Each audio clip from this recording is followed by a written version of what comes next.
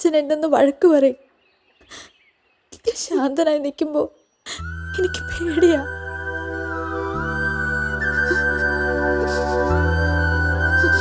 നിന്റെ ഇഷ്ടവും സ്വപ്നങ്ങളും ഒന്നും കാണാൻ ഈ ചാച്ചന് കഴിയാതെ പോയി മോളെ.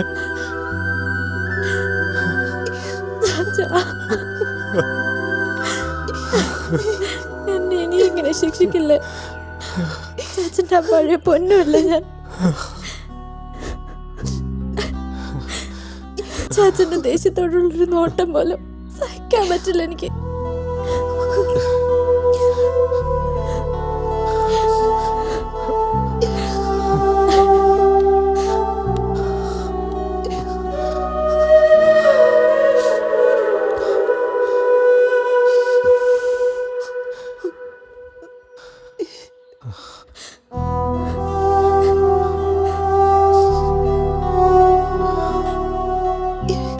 ഈ ഉടുപ്പും വിശ്വാസങ്ങളൊക്കെയാണല്ലോ ഇപ്പോഴത്തെ പ്രശ്നം.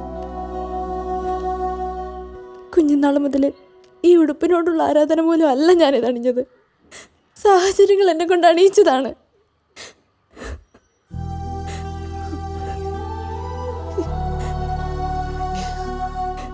എനിക്കൊരു കുടുംബജീവിതം ഉണ്ടെങ്കിൽ അത് ജോമോനോടത്ത് മാത്രമായിരിക്കണം എന്ന് ആഗ്രഹിച്ചോളാം ഞാൻ.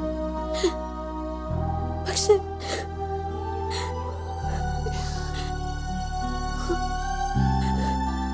സത്യത്തിൽ ഇതൊരു തരം ഒളിച്ചോട്ടമായിരുന്നു. മറ്റുള്ളവരുടെ ചോദ്യം, അവരുടെ നോട്ടം, ഒരൊച്ചുള്ള സംസാരം, എല്ലാത്തിനും ഒളിച്ചോടാനുള്ളൊരു മാർഗമായിരുന്നു എനിക്ക് കുപ്പായം.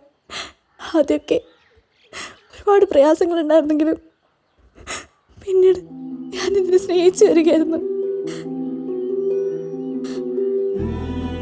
പ്രാർത്ഥനകളിൽ മുഴുകി ഞാൻ എൻ്റെ മനസ്സിനെ തളച്ചിടുകയായിരുന്നു. ഇനി വയ്യ. ജസ്റ്റിന ഏതാണ്ട് തെറ്റ് ചെയ്തപ്പോഴാ എല്ലാവരുടെയും സംസാരം. കേട്ടാൽ അരയ്ക്കുന്ന ഭാഷയിൽ പലരും പലതും പറഞ്ഞു.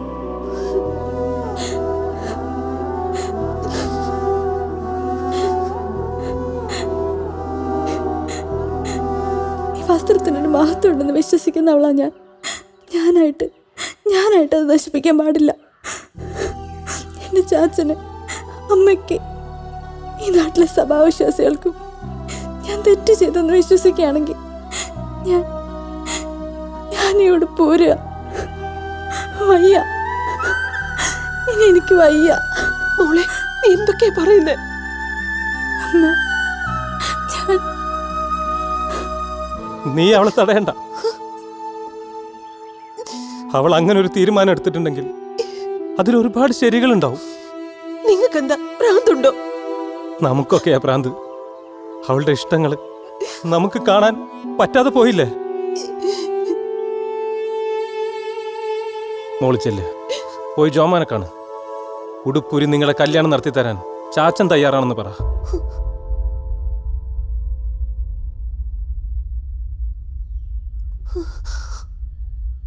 നാട്ടുകാർ പലതും പറഞ്ഞോട്ടെ, അതൊന്നും മോള് കാര്യാക്കണ്ട. മോളുടെ സന്തോഷ ഇനി ചാച്ചൻ്റെ സന്തോഷം. ചെന്ന് ജോമോനോട് പറ.